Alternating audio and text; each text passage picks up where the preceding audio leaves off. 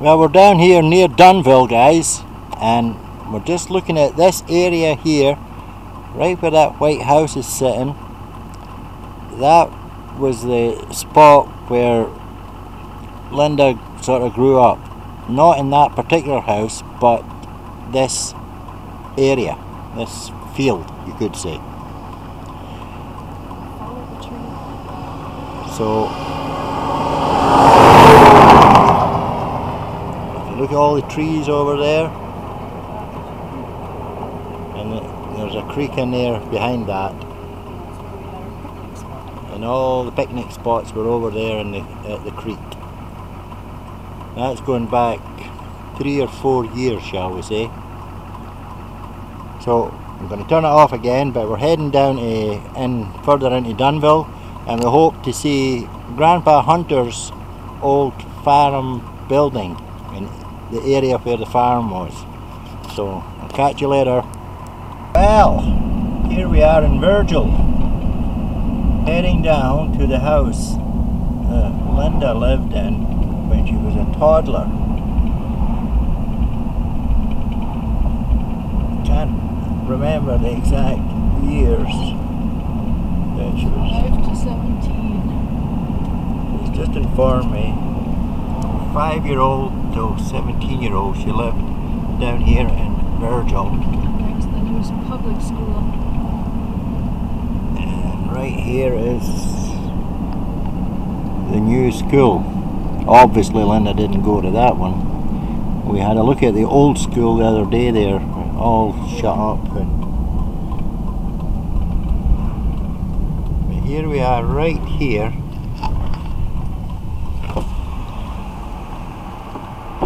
That actual little house there has got a new tin roof on it and all that now. But that is the house that Linda and the brothers and sisters and everybody lived in. 1304 down in Virgil. So that's going back a year or two, guys. So I had to video that. Keep it for the record, you know. So right now we're just going to do a wee sort of turn around, and we're heading out to Bill's for a quick last visit, and we're back up north tomorrow. This house, John. Now see that house there? That's where my grandmother. That's where Linda's grandmother on Her father's side. the father's side lived and grew up. This whole place used to be a farm, and that was the house.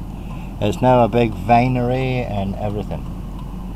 But that used to be the farmhouse, and this used to be all the land, but it's now a big vinery. And you can actually, when they're open, you can go in and get samples of wine and all that stuff. And the vineyards just surround the place. It's quite impressive. And that house, these cement blocks underneath that siding. 1 foot by 1 foot by 3 feet approximately. And there was one house here. Now this is the old school that Linda actually went to. Virgil Public School. But as you can see, she's all locked up now and getting all trying to be sold or whatever.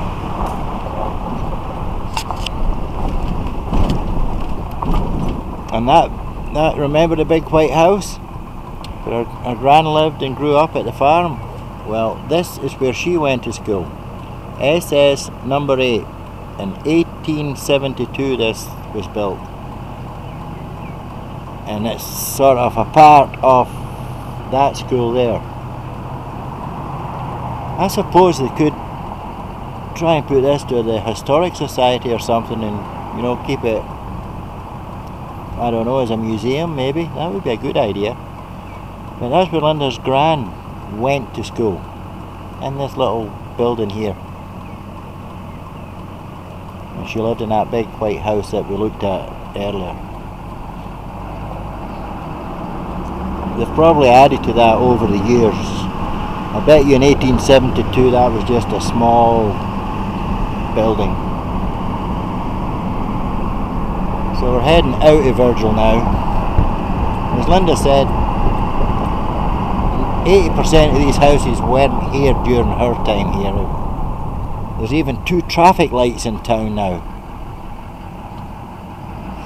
That's a busy place when there's 2 traffic lights. So anyway, we're out, we're heading back to Bill's now and have a last visit with those guys. So we'll catch you all later.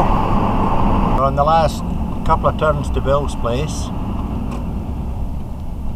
Lake Ontario. There's Lake Ontario over there. Toronto is directly opposite us.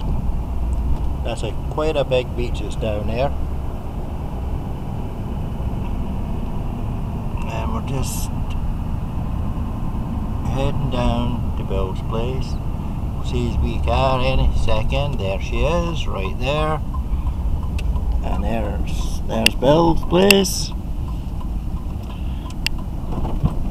So I'll go in and see what's going on.